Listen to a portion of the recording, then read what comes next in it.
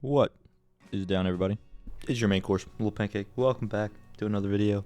Today, we're talking about another animal, a deer of sorts.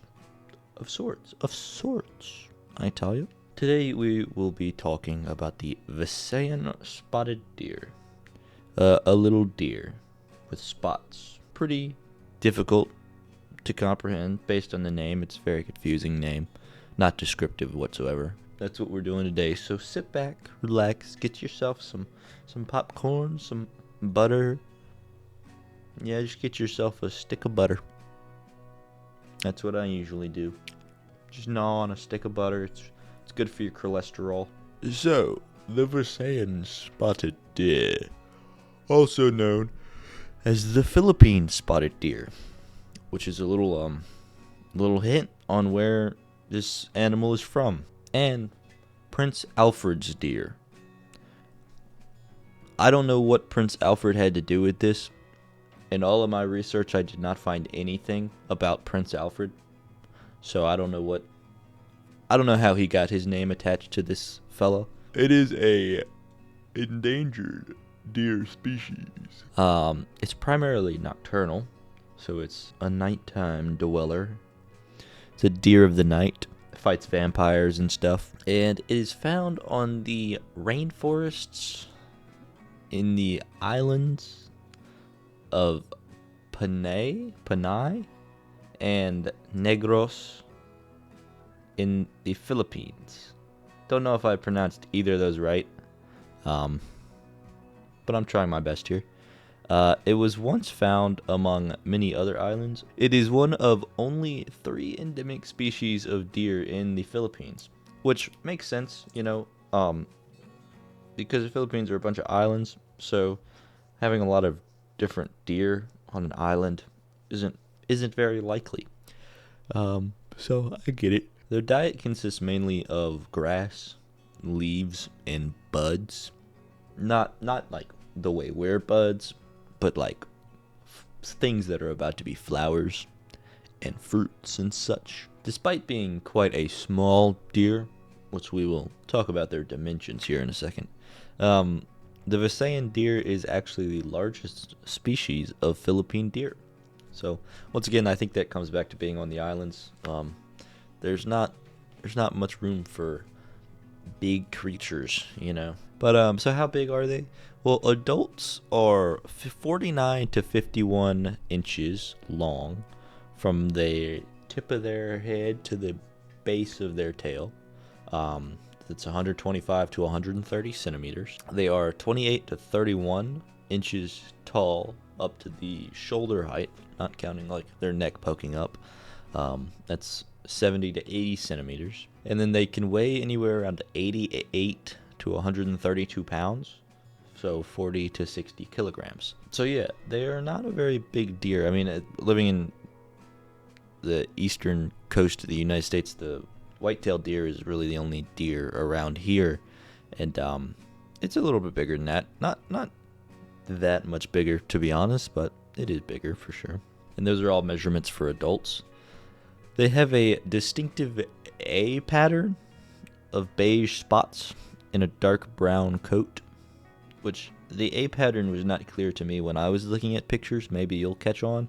Maybe I'll see it when I'm editing. But supposed A pattern. Cream colored underbelly. So not quite white, but getting there. Maybe it's just dirty. That's possible. That's very possible. And their eyes are rimmed with a pale whitish fur. Males are typically a little larger than females, and they have thick, bumpy, kind of short antlers. They can grow to about 25 centimeters long, which is not that long. Once again, comparison to a white-tailed deer, not very long. And they start growing their antlers after about 1 year of life. So, the species once ranged from all the way down to the shoreline up to about 2,000 meters above sea level, which is a very extensive range for any animal, really. And the habitat mainly consisted of grasslands and primary or secondary forests. They especially liked like rugged and steep slopes that are kind of inaccessible to humans. So like almost like mountain goat habitat. And they thrive in these grasslands where they can freely graze on kogon grass, which is a favorite food of theirs. And it is also predicted that they enjoy visiting burnt out forest clearings. So, like after a forest fire or after a controlled burn, they like going there for the floral ash, which is an interesting hypothesis. Let's get into how they make more Visayan deer.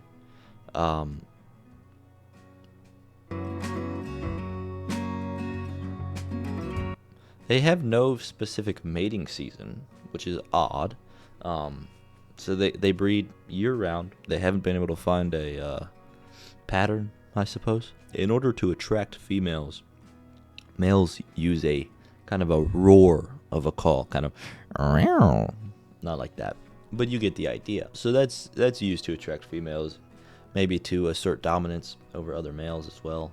Kind of let them know, hey yo, this is my territory. And it is expected that only one calf is typically given birth to. There isn't enough really evidence on this to give a concrete answer, because especially in the wild, seeing the deer is rare enough, seeing a calf is very rare. And then they've done some captive breeding, so one calf is most likely the norm. Gestation lasts around 240 days, so it's a long time to have someone inside of you. And weaning takes place about 6 months after the calves are born, which that means that's when they stop drinking their mom's milk. I don't know why I did that. And they are considered mature after 12 months, so they're quick and to the point. Lifespan in captivity is about 20 years, and wild lifespan is unknown. Now let's get into kind of a more mellow area of the deer. Things aren't looking good for our boy. So the deer is fully protected under Philippine law, so you're not supposed to kill it or trap it or molest it. The main cause in their drop of numbers is thought to be hunting and habitat loss from logging and different agricultures. And so that's thought to be what really dropped them down. The deer still survive in protected areas in Mount Canlaon National Park, North Negros Forest Reserve, South Candoni,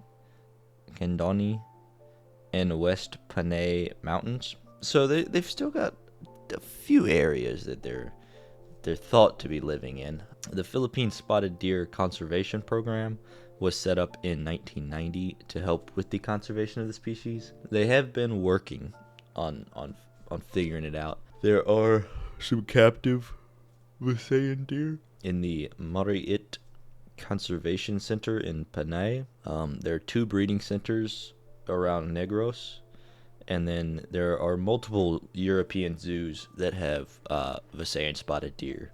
And there are some people doing that.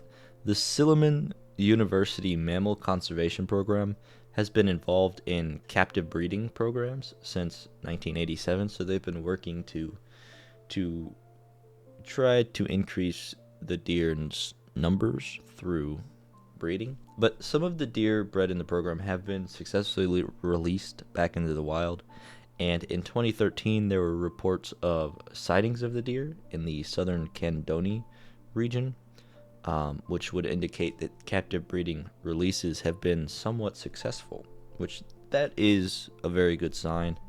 Don't know if it's too little too late, but at least it is good.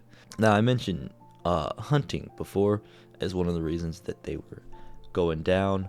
So this consists of subsistence hunting for natives. So, they got to eat. They see a deer. I don't blame them.